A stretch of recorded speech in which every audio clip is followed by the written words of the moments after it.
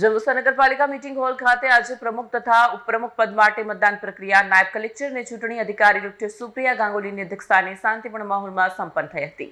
જંબુસર નગરપાલિકા meeting hall ખાતે પ્રમુખ તથા ઉપપ્રમુખ પદ માટે મતદાન પ્રક્રિયા નાયબ કલેક્ટર અને ચૂંટણી અધિકારીની અધ્યક્ષતામાં પૂર્ણ થઈ। નગરપાલિકાના પ્રમુખ અને ઉપપ્રમુખ પદની ચૂંટણીને લઈને રાજકીય વર્તુળોમાં ભારે ઉત્સુકતા જોવા મળી। ભારતીય જનતા પાર્ટીની સ્પષ્ટ બહુમતી વચ્ચે જિલ્લા ભાજપ ઉપપ્રમુખ મનોજ મહેતા દ્વારા પાર્ટીનું મેન્ડેટ રજૂ કરવામાં આવ્યું।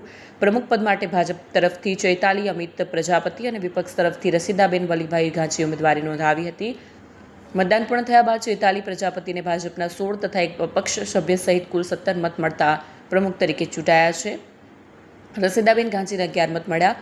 ઉપપ્રમુખ પદ માટે ભાજપના દલપત કાભાઈ વાઘેલા અને કોંગ્રેસના અબ્દુલ સઈદ મલેક વચ્ચે સીધી ટક્કર જોવા મળી। મતગણતરી બાદ દલપતભાઈ વાઘેલાને કુલ 17 મત મળતા તેઓ પ્રમુખ તરીકે વિજય થયા, જ્યારે અબ્દુલ સઈદ મલેકને 11 મત મળ્યા। ચૂંટણી પ્રક્રિયા પારદર્શક અને શાંતિપૂર્ણ રીતે પૂર્ણ થાય તે માટે વહીવટીતંત્ર દ્વારા ચુસ્ત બંદોબસ્ત હતો।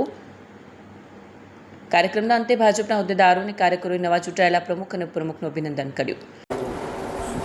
હું દલપતભાઈ કાભાઈ વાઘેલા જંબુસર નગરપાલિકા ચૂંટણીમાં પ્રમુખ અને ઉપપ્રમુખની જે વરણી થઈ એમાં ચૈતાલીબેન પ્રમુખના વરણી થઈ અને મને ઉપપ્રમુખ તરીકે વરણી કરવામાં આવી। એ ભારતીય જનતા પાર્ટી અથવા બધા સભ્યોનો ખૂબ ખૂબ આભાર મને મત આપીને એ કરાયો અને આવનારા દિવસોમાં બધાના વિકાસના સમાજના વિકાસના કામો થાય એ રીતે અમે બાંયધરી આપીએ છીએ। Bureau report Satya TV news Jambusar.